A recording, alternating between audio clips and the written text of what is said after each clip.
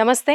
Welcome to Dhatri భక్తి. నేను మీ యామ్ని. ప్రస్తుతం మనతో ఉన్నారు ప్రముఖ ఆధ్యాత్మికవేత్త, వేదిక్ సైన్స్ బ్రహ్మశ్రీ ఈశ్వరి సుకేష్ శర్మ గారు ఉన్నారు. మరి గురుగారితో మాట్లాడి మనకున్న సందేహాల గురించి అడిగి తెలుసుకుందాం. నమస్కారం గురుగారు. నమస్కారం అండి. గురుగారు, ఇప్పుడు సంవత్సరానికి ఒకసారి చేసేది తద్దినాలు పెడుతూ ఉంటారండి. అవును. అదేవిధంగా ఇప్పుడు మహాలయ పక్షాల్లో చేసేది ఆ రెండు ఒకటే అంటారా? చాలా మందికి ఇదే అనుమానం ఉంటుంది. హ్మ్. సో తద్దినం అనేది పితరులకు సంబంధించింది. హ్మ్. ఆ రోజు కూడా పితృదేవతలు వస్తారు.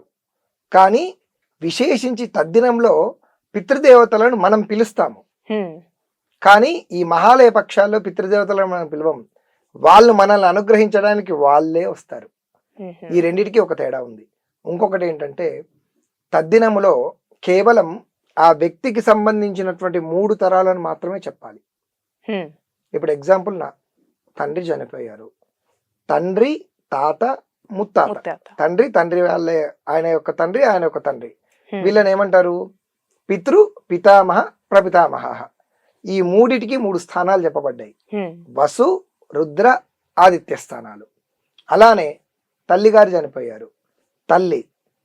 తల్లి తర్వాత ఆ నెక్స్ట్ స్థానంలోకి నాయనమ్మ వస్తుంది.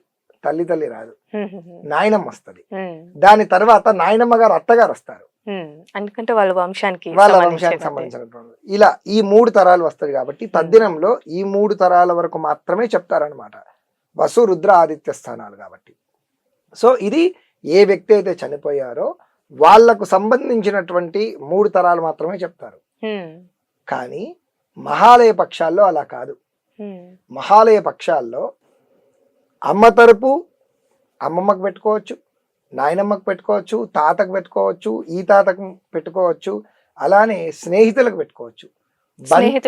స్నేహితులకు, బంధువులకు, చదువు చెప్పినటువంటి గురువులకు, తర్వాత పిల్లనిచ్చిన మామకు, ఇప్పుడు మన భార్య ఉంది, భార్య యొక్క తల్లిదండ్రులకు పెట్టుకోవచ్చు, బావమరుదులకు, పెద్దనాన్నలకు, చిన్ననాయనలకు, తమ్ముళ్లకు, చివరికి ఒకవేళ బాగా ప్రేమ ఉంటే మన ఇంట్లో ఉన్న పెంపుడు జంతువులకు కూడా పెట్టుకోవచ్చు. వాటి పేరు చెప్పి కూడా పెట్టుకోవచ్చు.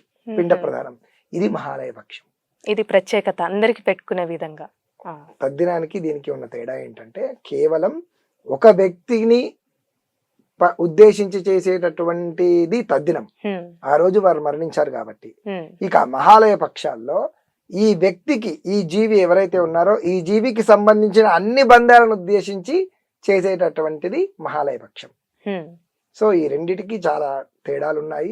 ఈ రెండిట్లో దేని ప్రత్యేకత దాందే. అలా చేసిన పితృదేవతల అనుగ్రహం ఆ రూపంలో వస్తుంది. అలానే ఆ వ్యక్తికి సంబంధించినటువంటి ఉత్తమ గతులు తద్దినం పెట్టడం వల్ల ఆ వ్యక్తికి సంబంధించినటువంటి ఉత్తమ గతులు పితృదేవతల అనుగ్రహం వల్ల వస్తుంది. ఈ మహాలయ పక్షాల్లో అందరినీ ఉద్దేశించి చేసేది కాబట్టి దీనివల్ల వీళ్ళందరికీ సద్గతులు కలుగుతాయి. 2 విధి విధానాలే. అందుకే ఖచ్చితంగా మానవుడు మహాలయ పక్షాలు చెయ్యాలి, అలానే తద్దినాలు చెయ్యాలి. ఈ రెండిటితో పాటు ఏదైనా పుణ్యక్షేత్రం వెళ్ళినప్పుడు ఆ పుణ్యక్షేత్రంలో ఖచ్చితంగా తీర్థ శ్రార్థం పెట్టాలి. అలా పెడితేనే ఆ పుణ్యక్షేత్రంలో ఉన్నటువంటి దేవత అనుగ్రహం లభిస్తుంది. తీర్థశ్రార్థం పెట్టకపోతే కేవలం 16% మాత్రమే ఫలితం వస్తుందంట తప్ప పూర్ణత్వం రాదు అని శాస్త్రాలు చెప్తున్నాయి. అయితే అండి, ఇప్పుడు తద్దినాల విషయానికి వస్తే కొంతమంది తిథి ప్రకారంగా పెడుతూ ఉంటారు, కొంతమంది డేట్ చూసుకొని పెడుతూ ఉంటారు. అసలు ఏ ప్రకారంగా చేయాలండి?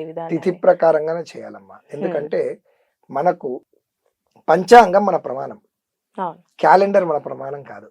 అందుకని డేట్ వైజ్ గా కాకుండా తిథి ప్రకారంగా చెప్పాలి. ఎందుకు అంటే ఏ తిథి రోజైతే మరణిస్తారో ఆ తిథికి ఒక అధిష్టాన దైవం ఉంటుంది. అలానే ఏ నక్షత్రంలో అయితే మరణిస్తారో ఆ నక్షత్రానికి ఒక అధిష్టాన దైవం ఉంటుంది. కాబట్టి ఆ రోజు ఆ నక్షత్రం కలయికలో పిండ ప్రదానము, తద్దినాలు పెట్టడం వల్ల ఆ సమయానికి ఏ లోకంలో ఉన్నా మనము ఈ పితృకార్యం చేయడం వల్ల వారి ఆత్మ ఇక్కడికి వస్తుంది. ఇక్కడికి వచ్చి ఇక్కడ బ్రాహ్మణులు భోజనం చేస్తూ ఉంటారు కదా, ఆ బ్రాహ్మణుల లోపలికి ఆవాహన అవుతుంది. లేకుండా అక్కడ హోమం చేస్తారు, ఆ అగ్ని లోపలికి ఆవాహన అవుతుంది. అలానే వాళ్ళ ఫోటో ముందర దీపాలు వెలిగిస్తుంటారు కదా, ఆ దీపం జ్వాలలో ఏదైతే ఉందో దాని లోపలికి ఆవాహన అవుతుంది. వాళ్ళందరూ అందులో ఉండి చూస్తూ ఉంటారు. 3 స్థానాలు చెప్పా కదమ్మా, వసు, రుద్ర, ఆదిత్య స్థానాలు. ఈ 3 స్థానాలలో ఈ ముగ్గురు వచ్చి ఉండి ఈ తంతంతా చూసి ఇది పూర్తయిన తర్వాత వీళ్ళను ఆశీర్వదించి వెళ్తారు.